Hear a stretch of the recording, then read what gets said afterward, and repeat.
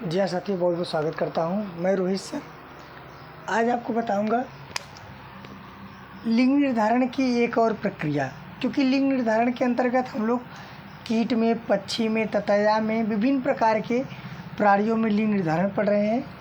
आज हम पढ़ेंगे XO प्रक्रिया। पिछला वीडियो था X प्रक्रिया, वहाँ पर हमने आपको दिखाया था ड्रोसोफिला में कैसे लिंग निर्धारण होता है। आज हम आपको दिखाएंगे कि एक कीट है जिसका नाम है सक्वेस बग।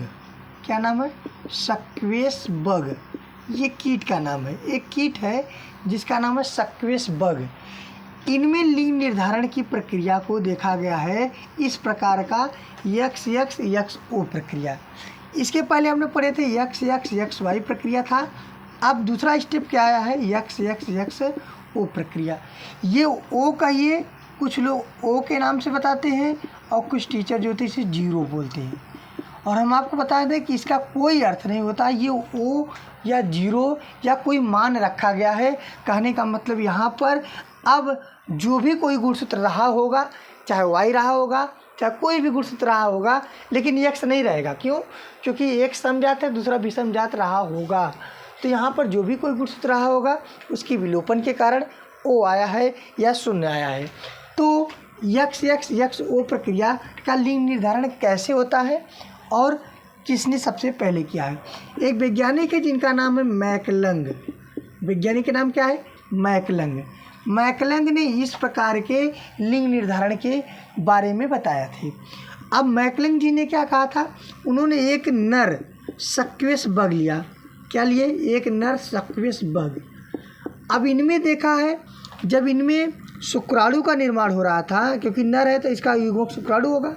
शुक्राणु के निर्माण में अर्धसूत्री विभाजन, जब इसमें अर्धसूत्री विभाजन हो रहा था शुक्राणु के निर्माण में, अर्धसूत्री विभाजन के दौरान उन्होंने देखा कि जो नर सक्वेस बग है इनमें एक गुणसूत्र कम था। जैसे हम बता दें, सामान्यतः इनमें नर सक्वेस बग में गुणसूत्रों की संख्या 11 जोड़ी होती है। कितना होता है? 11 जोड़ी होती है, अर्थात 22 गुणसूत्र होते हैं। 11 जोड़ी मतलब 22 गुणसूत्र होते हैं। इन्होंने देखा कि यहाँ पर इनमें एक गुणसूत्र कम हो गया। जैसे इन्होंने कहा कि 10 जोड़ी जो था, 10 जोड़ी ये पेयर में थे, ये जोड़े में थे। 10 जोड़ी जोड़े में थे, 10 जोड़ी मतलब 20 ठो। लेकिन अंतिम जोड़ी जो था वो अगुणित था। अगुणित का मतलब अकेला था। अकेला का मतलब क्या? वहाँ पर सिर्फ X था। तो 10 जोड़ी यहाँ पर ये था, X था, और प्लस X, यानी कि 10 जोड़ी मतलब 20 हो गया। हम क्या कहेंगे? 2n यहाँ पर था और उसके बाद एक n था, यानी कि ये 21 हो गया। समझ में आया नहीं? फिर से समझिए। 10 जोड़ी था तो 10 जोड़ी मतलब 20 था, और एक अकेला था जहाँ पर XY होना चाहिए था, वो लास्ट में Y न हो करके सिर्फ X था। तो 10 जोड़ी मतलब 20, एक 21 गुणसूत्र हो गया। यहाँ पर एक गुणसूत्र जो गायब हुआ है, गायब का मतलब क्या? विलोपन। जिस गुणसूत्र का यहाँ पर विलोपन हुआ है उसके स्थान पर O या शून्य या जीरो या कोई भी यहाँ पर हम समझने के लिए कोई भी संख्या या वर्ड रख सकते हैं, या कोई भी लेटर रख सकते हैं। ABCD का कोई भी लेटर हो, जरूरी नहीं कि O है, जीरो है। यहाँ हम मानेंगे यह बात कि ये गुणसूत्र की कमी हो गई है। अब जबकि उनके जो मादा थी, जो ये तो नर की बात है, नर के वृषण में और सूत्री विभाजन के दौरान उन्होंने देखा कि 11 जोड़ी के अलावा नहीं था। 11 जोड़ी होना चाहिए था, इसके अलावा ये नहीं था। वहाँ पर 10 जोड़ी मिले थे और एक अगुणित मिला था। कहने का मतलब ये है कि टोटल वहाँ पे गुणसूत्रों की संख्या 21 हो गई। जबकि उनके मादा में देखा गया 11 जोड़ी मिल गया। 11 जोड़ी मतलब क्या? 10 जोड़ी जो था वो समान था, यानी इनके जैसा था। अंतिम जोड़ी भी XX प्रकार का था। अंतिम जोड़ी क्या था? XX प्रकार का था। कहने का मतलब क्या हो गया? अब इनमें गुणसूत्रों की संख्या टोटल 22 है। 10 दूना 20, अब 20 एक 21 एक 22। मादा का तो सही है, लेकिन नर की बात किया जाए तो 10 दूना 20, 20 तो सही है, लेकिन यहाँ पर Y का विलोपन हो गया है। इसी के कारण यहाँ पर O आया है और इस प्रक्रिया का नाम XO प्रक्रिया पड़ा है। अब इनमें लिंग निर्धारण कैसे होगा? अगर यहाँ पर एक गुणसूत्र की कमी हो गई है तो लिंग निर्धारण कैसे होगा? लिंग निर्धारण में क्या करेंगे, एक गुणसूत्र का विलोपन कर देंगे, और जब एक गुणसूत्र का विलोपन कर देंगे तो हम इसके आगे इसका लिंग निर्धारण कर लेंगे। जैसे हम आपको बता दें, जैसे हम कह दें नर था, नर 2n, बात तो सही था, यहाँ पर यक्षो हो गया क्योंकि एक वाई का वाई यहाँ पर गायब हो गया। और नर क्या थे, ये विषम युग्मजी था, नर क्या था, विषम युग्मजी था। समयुग्मजी मतलब दोनों समान होता, लेकिन वो तो विषम युग्मजी है। वही मादा को देखा गया तो मादा में क्या हो गया, 2n प्लस यक्स यक्स मतलब क्या, मतलब 10 दूना 20, 20 दू 22 हो गया, 10 दूना 20, एक 21 यहाँ पर हो गया।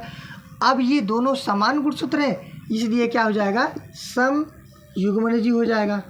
बताइएगा, युग्मनजी मतलब युग्मनजों की संख्या समान है, इसलिए सम युग्मनजी हो गया, और जब असमान रहेगा तो विषम युग्मनजी हो गया। अब इसमें लिंग निर्धारण कैसे किया जाएगा, जैसे 50% एक्स प्रकार का है, 50% ओ प्रकार का है, यानी दोनों अलग अलग हैं, तो हम कर सकते हैं यहाँ पर यन के साथ यक्स को निकाल दो और यन के साथ ओ को निकाल दो, अर्थात 50% ये है और 50% ये है। समझ में आ नहीं है। वहीं अगर इनमें देखा जाए न मादा का देखा जाए तो मादा में क्या, टोटल यन प्लस यक्स, यानी टोटल ये 100% है। बताओ, दोनों यक्स है तो यक्स माने दोनों का समान गुणसूत्र है, ये 100% है। अब ये दोनों, एक यक्स है और एक ओ है, तो यक्स का मतलब ये 50% है और ओ का मतलब ये भी क्या है, 50% है।